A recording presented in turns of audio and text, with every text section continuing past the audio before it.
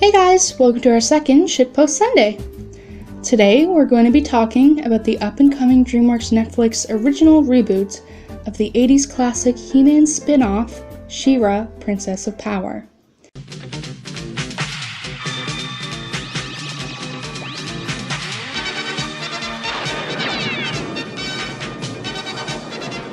Where darkness rules, fights the champion of light.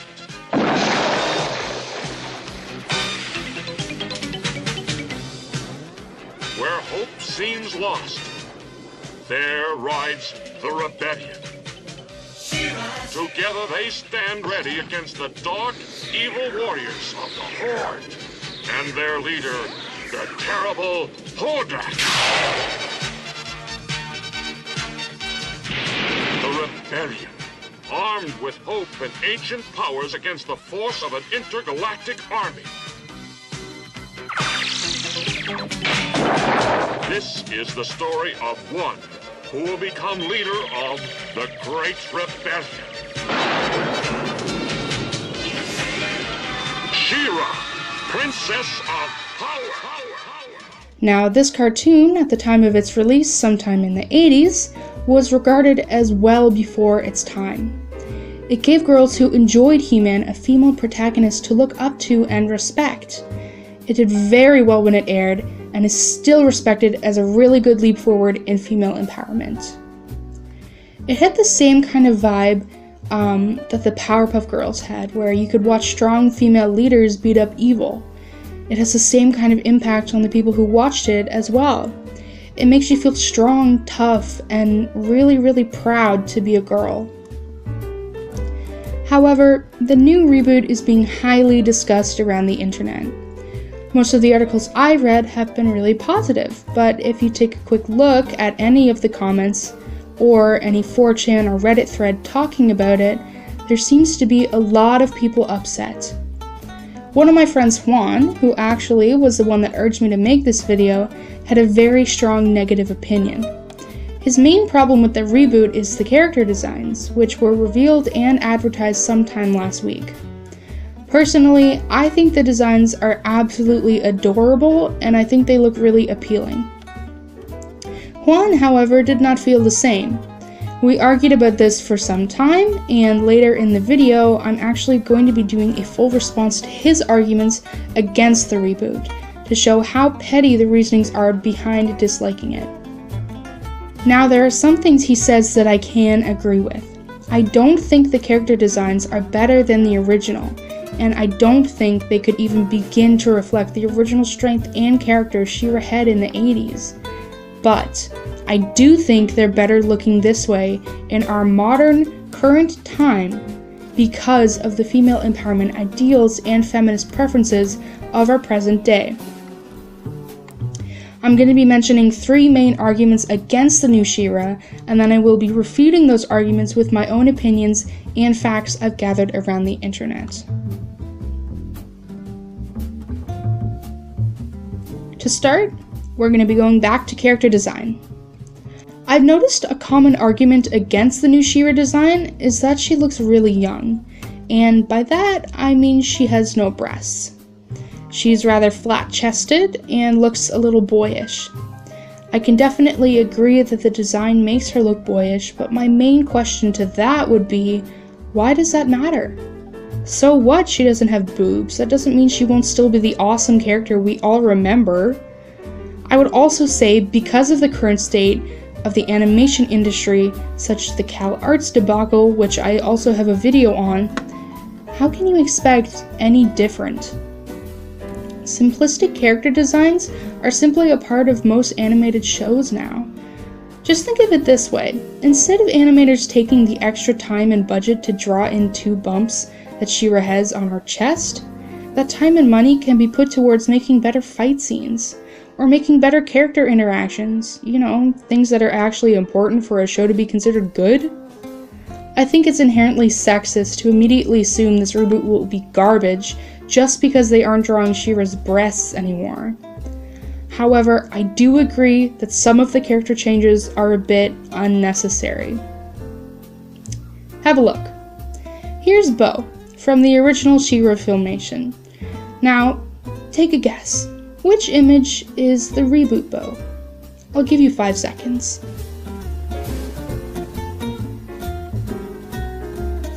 That's right, it's the African American one. Now, here's 4chan's question. Why did they have to change Bo's race? I'm also curious about this. For me, I always get a sense of frustration when a beloved character is changed in any way. That's why I can understand why people would be mad about She-Ra's change, and I can understand why people would be mad about Bo's and some of the other characters' changes. In 2011, when DC rebooted their entire franchise with the New 52, my favorite character, Wally West, was completely changed. He used to be a ginger, happy-go-lucky character. He was cheery, happy, and a total prankster. He lightened the tone in any tense situation, but he was also extremely powerful and underestimated by his peers, which made him fun to watch and observe as an honestly interesting character with a unique set of motives. When he was rebooted, he became a bratty teenager that just so happens to be African American and fights the Flash at some point. I remember I was so mad about this. I did an essay about it in front of my class. I wasn't even so upset about the character design change. It was more so about the drastic change to his personality. It felt like the whole character had been completely changed. It felt like it was an entirely new character who just happened to have the same name. I felt like I'd been robbed of a beloved fictional character who was so important to me. So, believe me when I say I feel a certain amount of sentiment to anyone who sees this change to Bo's design and automatically hates it. However, I don't think it's right to assume he's going to be awful or annoying. I think representation for people of color is important, and this could end up being a positive change. As long as they don't change his personality drastically, I don't see a problem with it. He'd still be the same character, just with a different appearance. On the other hand, if his personality is completely different from what Bo was like in the 80s, I will have to agree with 4chan in saying that it was an unnecessary change to appease the politically correct media. But who knows, it might end up being a good change. For now, I think it's best to just sit and wait to see. For any other character changes, I think you're entitled to your own opinions on them because they're not so extremely drastic. I think it's important to keep an open mind and remind yourself that the target audience for this show is probably going to be young girls. Also, don't just assume a character was changed just because of an SJW feminist libtard media or production company. You don't know yet. Let's wait to see when the show actually comes out. I'm absolutely in love with these screenshots. When I first saw them, I was completely head over heels for them, and I'm just so amazed by the emotion they captured in them. I think She-Ra looks so powerful and tough in these designs. Her shoulders are broad, her smile is big, her chin's held up, and she looks so confident. I think the new changes to these characters is a really good reflection of modern beauty and female strength in the feminist community. I'm honestly very excited for it. Next, we're going to be talking about the creators of the show. So, Dreamworks is the production company, which is also known for very high-rated shows like Voltron Legendary Defenders, which is also an 80s reboot, and a Netflix original, and also the series Troll Hunters. Both of these shows are considered very well made and enjoyable to an extent where children and adults can enjoy it. Let's take a quick peek at Voltron, which has been criticized again and again for straying from its source material even just a tiny bit. It practically has a cult following at this point because despite the content differences from its source material, it's still an insanely enjoyable show. It's managed to pull itself above the original to the point where it's highly respected. I think we can hope for the same with this new She-Ra. Some of us might be freaking out right now remembering reboot disasters like Teen Titans Go and the upcoming Thundercats Roar, but might I remind you that those are both done by Cartoon Network? On the other hand, Dreamworks has a really good track record for providing 80s reboots that are respectful to their source material. I think we don't really have to worry about that aspect of the upcoming cartoon. So, the executive producer of the new show is Noelle Stevenson, who's also the author of 2 graphic novel series called Nimona and Lumberjanes. They're both actually being made into films because of how well they performed, and Lumberjanes has received 2 Eisner Awards.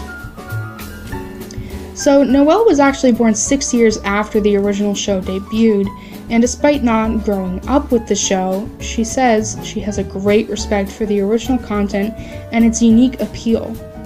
I mean, why else do you think she's pushed so hard and worked so hard for this show to even happen? Obviously, she loves the original. She says in an interview with Entertainment Weekly that I was really interested in finding my next project and finding something epic, serialized, action-adventure, fantasy, sci-fi, all of the things I wanted to do. She-Ra has this majority female cast. It's centered around a female hero, it's got rainbows, and it's got robots, it's got everything I like in one place.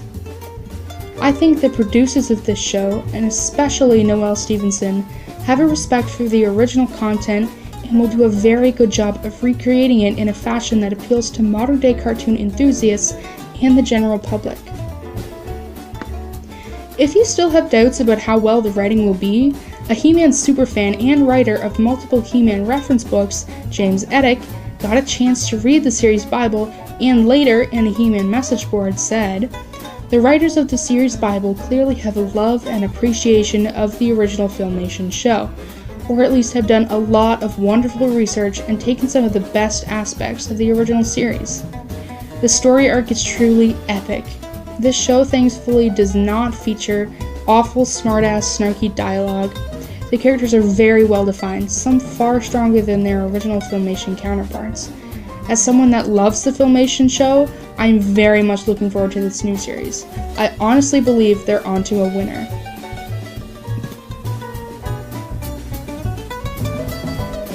Now that we've established a basis against the petty arguments of 4chan users, we're going to look over a response on the reboot written by my friend Juan.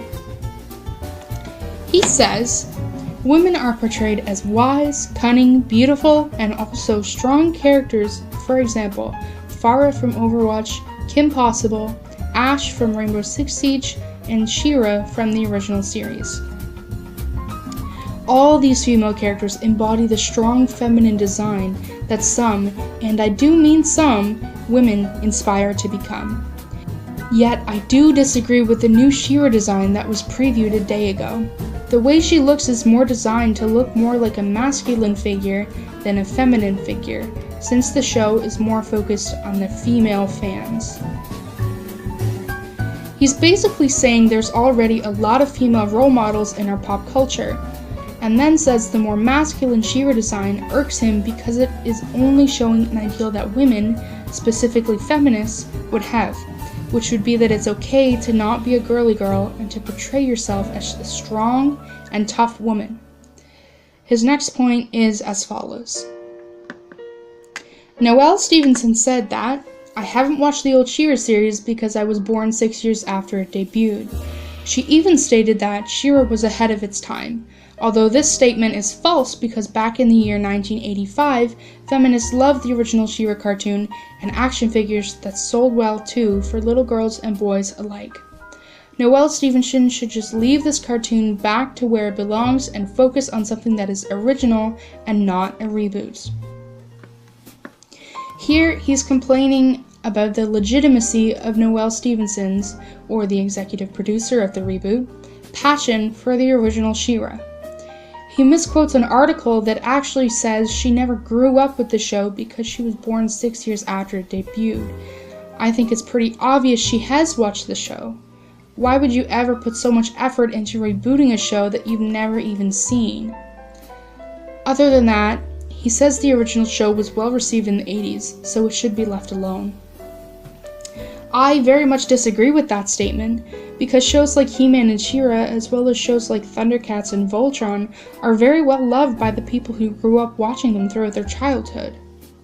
Why should we be so upset about someone wanting to relight that magic in another generation, when we now have better animation and technology?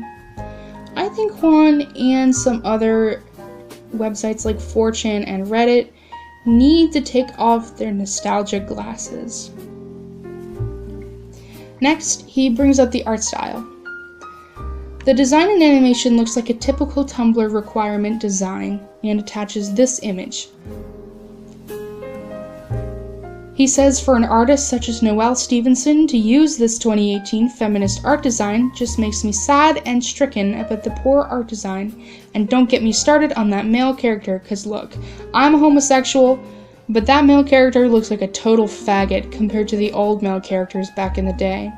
Plus, look at She-Ra, she totally is a trap version of Thor when he was younger.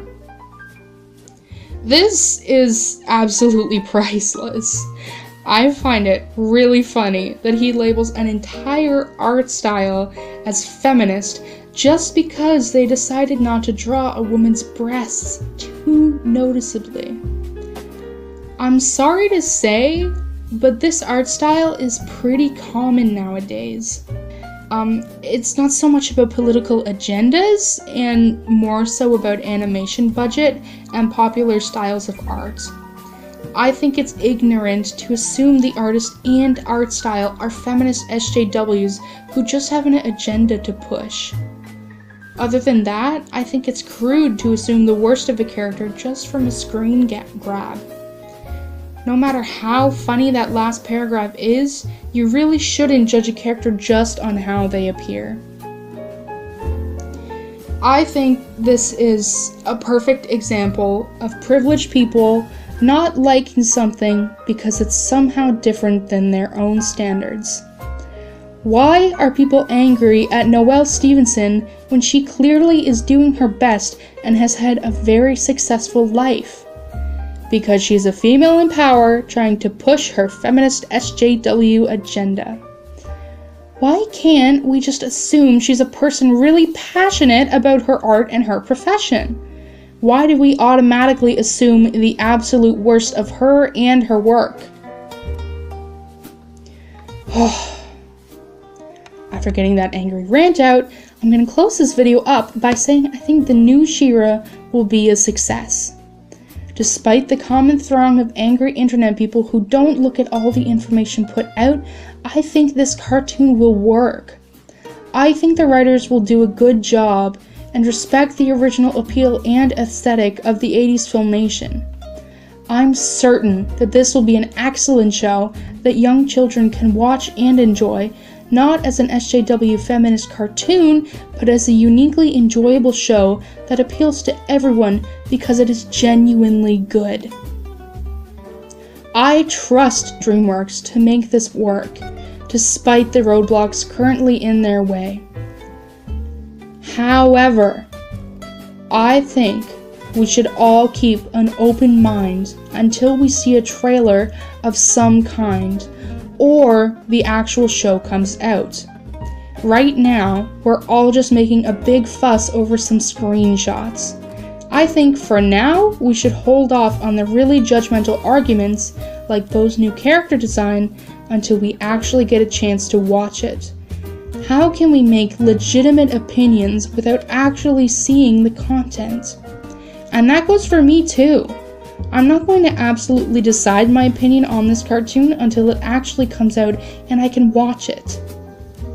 For now, I'm comfortably neutral on the matter, and I'm just really hoping it will be what I expect. Either way, I don't think there's necessarily anything to worry about. She-Ra will be great. I'm confident it will glow with themes of female power, friendship, and love, just like the original.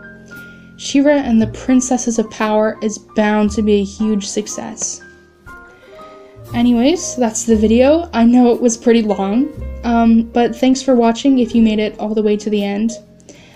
You can subscribe for more videos like this, and I'd really hope you guys leave your opinions on this down in the comments. I'd love to see what you guys think of this. Alright, I'll see you guys later. Bye!